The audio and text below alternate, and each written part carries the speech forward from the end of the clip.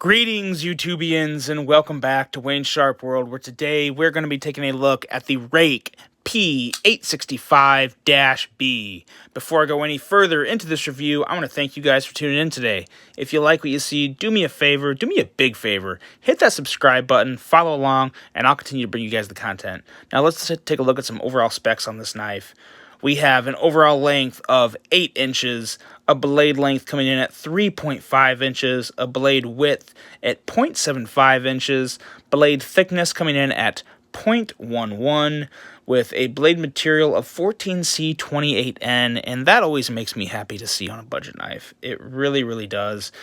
And this 14C28 blade has a very, very aggressive, sexy, sleek Wharncliffe style with a flat grind, bead blast finish with a handle length at 4.5 inches, handle width coming in at 0.75 inches, and a handle thickness coming in at 0.49 inches.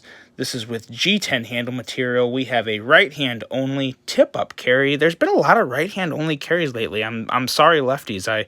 I kind of wish that wasn't the case. I like saying right and left hand, but if I had to pick one, I'm kind of happy it's right-handed because that's what I am. Overall weight at 2.47 ounces and a price of $34.95. Let me tell you guys, $34.95 for G10 14C28N in this design, I like. Now, let me tell you, as we get into this review, there are some things I don't like. I have a love-hate relationship with this knife. I wish it was full love, but there's a little disdain with this relationship, and we'll get into that. But first, we're going to do some size comparisons. Let's start off with a couple of the regulars, the TRM Atom and the Benchmade Bug Out.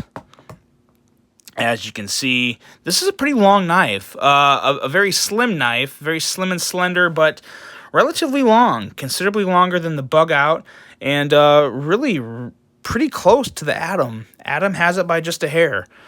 Let's take a look at a couple others. Let's take a look at one that's bigger than this knife, the ZT-0452. I tell you what, that blade comes out with some authority.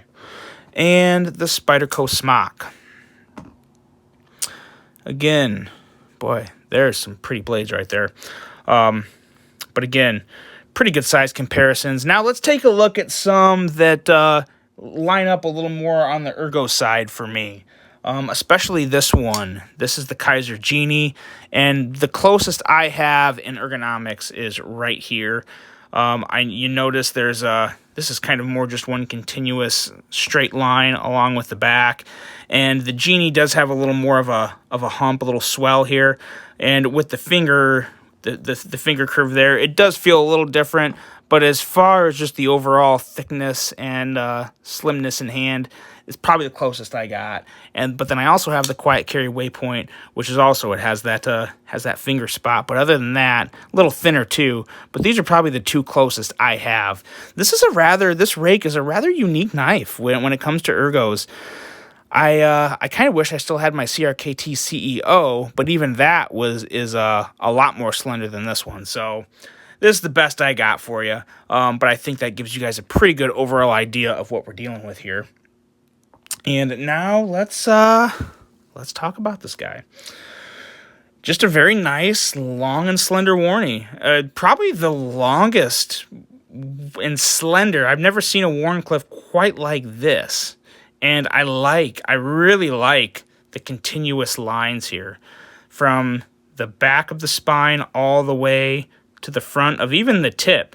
Obviously, it breaks off here up for, I guess you could call it kind of like a modified or a clip point. But it looks nice. It just looks really sleek. Sleek is definitely the word for this knife. And, yeah, even the front from clip to tip, nice, straight, clean lines. So I do like that a lot. I think this makes for a very good tactical gentleman's carry. Sleek tactical gentleman's carry. I called that I use that same term for the Ferrum Forge Stinger, and I think that holds true for this one too. I would not be opposed to carrying this. I kind of work from home or on site, but if I worked in an office area, I would carry this around the office. I don't think it's too intimidating. The Warren clips are always a little more on the aggressive side, but hey, you know what? I just like the looks of it. I think it'd go well with some sharp dressed office clothes. Who disagrees? I mean, come on. I think it would look good. But no, we have very solid lockup with the liner lock. If anything, maybe a little more than you want. It's right there towards the middle. I don't think, you guys, for the use and purpose of this knife, I have absolutely no issue with that lockup. It's just a real solid lockup. Some would worry about it continuing on, but I'm not whatsoever, because you're just never gonna really. I don't think a lot of people would really beat the hell out of this knife. It really is more of a tactical gentleman's carry. And the thumb stud out here, the thumb stud is placed perfectly. We'll talk more about that on action, but the feel of this thumb stud is not good. It's really not good. One of the things that I really don't like about this knife, does not feel good on the thumb. Kind of eats it up. That's not good. But I do like the minimal blade branding. It has a rather slicey edge, not super thick or thin, very average, but Warren clips always cut really well. That aggressive line they have, it always cuts very well. And again, something that's going to definitely take on any EDC test you have just fine.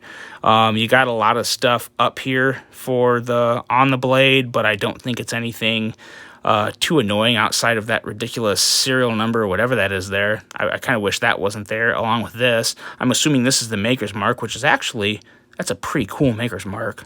I really like that a lot. I always like seeing the blade steel marking on any blade, even if it's bad or good steel. It's just nice to know that. But yeah, that's it for the blade. Very good blade design. I like the blade.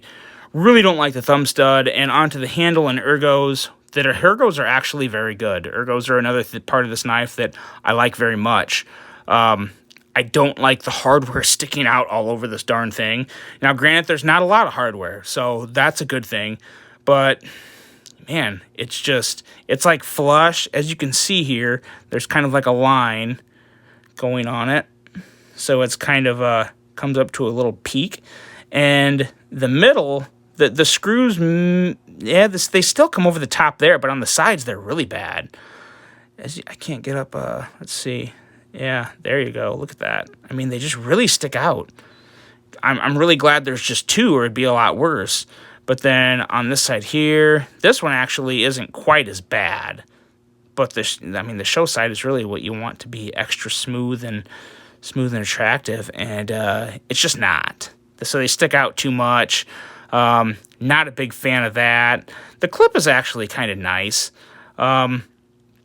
The screws aren't recessed, but the clip has this weird thing where it kind of sits up in the back. So in hindsight, you may think the screws would mess with your hem, but I don't think they will, because the part that your hem is actually sliding into is raised above the screws as well. And the opening up here is big enough to where I think pretty much any pocket hem is going to fit through just fine. And you also have a big enough ramp there. So pretty nice pocket clip. I never like seeing branding on the pocket clip, but I kind of just given up talking about that because so many of them do it, and it really isn't that big of a deal. It's more just a personal preference. But I will say, even for as slim as this knife is, I'm surprised at how much I like the ergos and feel and hand for me on this one. It was a little deceiving, but it was good. Deceiving in a very good way. They also have nice access to the liner lock here, which works just fine. This is not shake shutty. You definitely got to use your finger.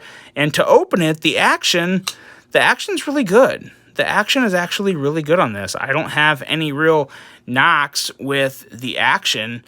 It's more so with this thumb stud. This thumb stud really is. I mean, look at that. Granted,